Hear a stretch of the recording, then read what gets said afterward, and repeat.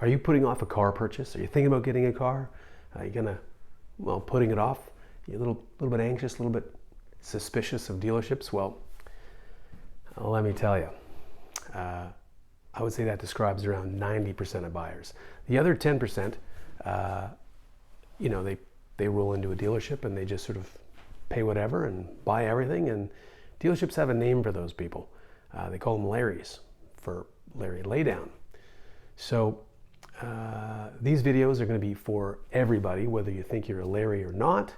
And I say that only because I know that dealerships make money on people 11 different ways.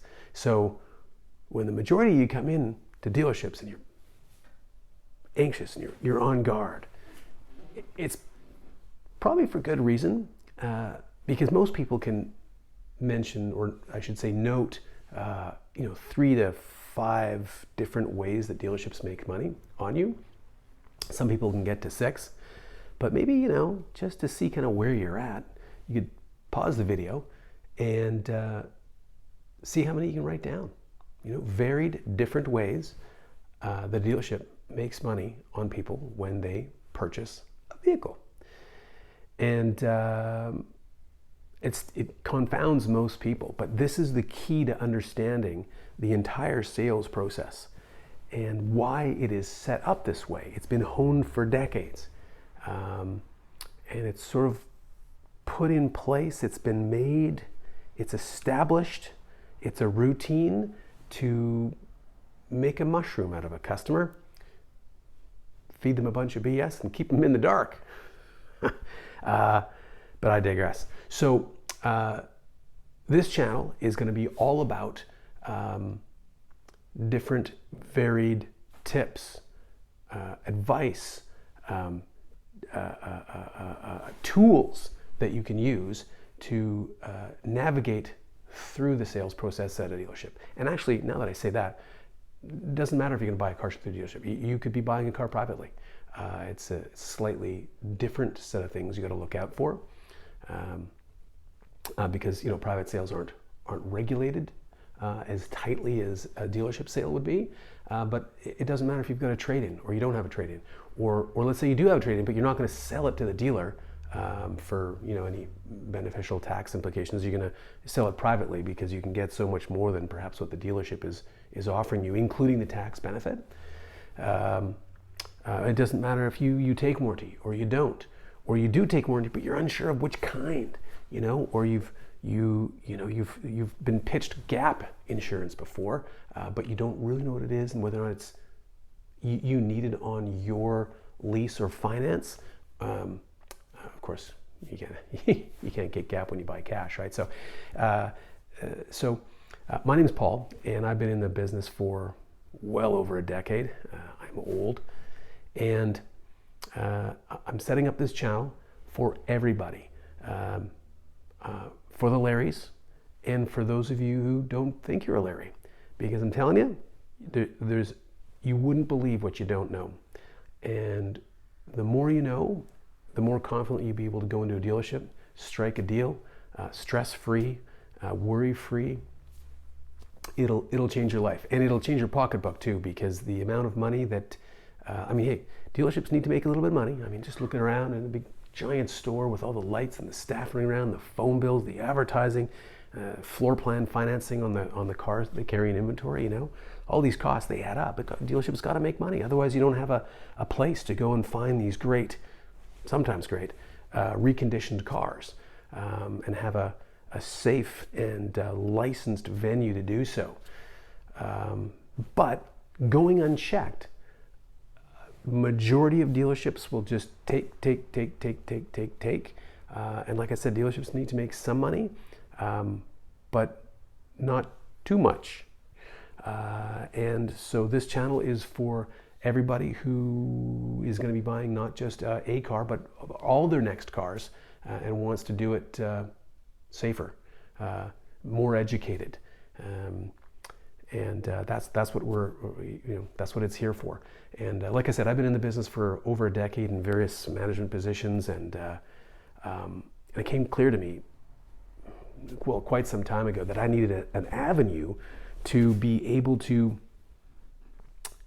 help serve more people than I could just by the people, just as opposed to the people who would come into my dealership to buy a car from me, whether it be, a complete stranger coming in off of an ad from Auto Trader or whatever, or a walk-in, whatever you want to call them, or whether it was friends or family, whether or not someone knew me and came down to buy a car because we had an inventory, or whether it was, father-in-law saying, hey, I really want to, what did he get? He got a Toyota Highlander, right? And I had to go out and find that car because we didn't have it in inventory, So it's for, so yeah, that's my point. My point is that, let's say we sold 20 to 100 cars a month, depending on where we were at. My phone would start to light up more and more and more as people became to learn that I was sort of, the car guy in our circle, in my circle, which was slowly getting bigger and bigger, hence why the phone was ringing more and more. And so for example, let me tell you a quick story. My good pal, Gus, doing my thing at work one day, phone rings, it's Gus, and Gus is one of my MMA partners, big fellow, long reach, don't get him mad. And anyways, so I say, hey, what's going on? And he says, Paul, I'm at a dealership. I came down to buy some sort of a minivan, I can't remember. And he's got 2 kids. And he says, they were trying to rip us off, and so I told them to stuff it, and I wanted my deposit back, and they said, no, they won't give it to me. I'm ready to knock somebody out. I said, just calm down. It's okay. Tell me the story. So he's looking for a very specific minivan. I can't remember what it is right now, but this dealership had one. It's kind of a rare car, and this one actually had low kilometers. Nice one. I ended up calling the dealership to try to smooth the ice, like a Zamboni, and they told me all about the car. It's a great car. He found the right car. Car proof was good, mileage was low, condition was nice. From the inspection report, and but he made the little mistake of giving a deposit, and or either or both not necessarily great. Give a deposit and then sign something. And inevitably what you sign after giving the deposit is, it says about your deposit that it's non-refundable. And in most states and provinces, I think all provinces and the vast majority of states, a deposit at a dealership is refundable for any reason. Hey man, I'm going to become a recluse and I'm going to go live in the woods. Not going to buy a car. Here's your deposit back, sir. So, how do dealerships go around that? How do they get around that? Well, they've got a form you sign, deposit form. You put your deposit in the car. Here's your name. Here's the car you're putting a deposit on, and it deposits $500, $1,000, $10,000. They just sign right here. It's like a receipt. So you sign it. You're like, makes sense, right? And then, so back to Gus. So they go into the business office, and he ground out the best deal he could, which was actually pretty good, by the way. But nice work, Gus. But sitting in the business office, they're trying to tell him, well, the best rate on this car right now, I think it was a 2015 or 16, which is an important factor in rate, believe it or not, and also length of term on your lease or finance. We'll get into that more later in another episode or another video. But back to Gus, I digress. She said, the business office lady said, the best rate we can get right on this car is it's 9%. And Gus said, well, that's crap, because, Gus doesn't have the greatest credit. Sorry, buddy. But his girlfriend, wife, has stellar credit. I mean, like rock star credit. What car do you want at prime? Any car you want prime, as long as you can afford the payment. Approved, right? And how do I know this? Because I took his credit app, ran their credit, and actually got them approved from the same bank that business office said the best rate was 9%. I said, well, I turned my screen around, but I showed him on my video phone. I said, look. I'm pointing my video phone towards the screen. And I said, look, it's 4 point something, 4.8, I think it was, 4.7, 4.8, 4.9, whatever. I said, they're giving you the gears, buddy. So anyways, they ended up having to solve the issue, call the GM, and whole bunch of stuff, and he wasn't the nicest fellow.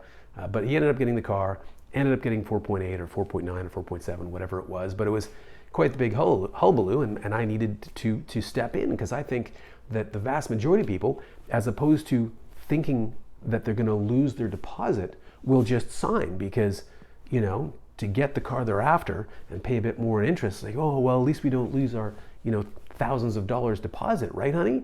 And we still get the car we wanted, right? So, what I'm going to do in these videos, Mondays and Fridays, that's when I'll drop new content, Mondays and Fridays. A little something for the week to think about, a little something for the weekend to think about, is Monday and Friday, brand new videos on structured content for those days. And then I'll insert or interject other little short stories in between that are interesting when I think of them or when they happen, at the office. And so be sure to like or friend or check mark or thumbs up or subscribe or whatever this video, because I want to make sure that you're notified that the new videos are out when they're out, so that you can get them timely. And I'm sure you can share it or link it or send it to a friend or recommend it to a friend, whatever. Especially if you know someone's buying a car, tell them to hold the phone and watch a few videos. And then also, just so you know, I'll be putting out a very special offer that I've been working on for the past little while as part of my effort to reach more people and help more car buyers all over North America. And I'm very excited about it, and I know you will be too, but I'm still working on it. But I am going to be going over every single aspect of buying a car in these videos from the very beginning, from, oh, hey, honey, I think we need a new car, and all the aspects around that. I mean, do you? What do you like about your current car? Why is it not meeting your needs? What is it? Needs analysis, right? It's like the sales process. The very initial step is needs analysis. I mean, do you really need a new car? And if you do, what does it look like? All the way through all the stuff, even at the very end, is let's say a dealer purchase. At the very end, what should you expect from a good dealer, like a respectable dealer after sale, right? And what could you have negotiated in the purchase of your vehicle that might benefit you after sale? Lots of good stuff, lots of good content. Check it out every Friday, check it out every Monday, and hope to see you. Where's my stopper? It's right here. Hope to see you on the next one. See you soon.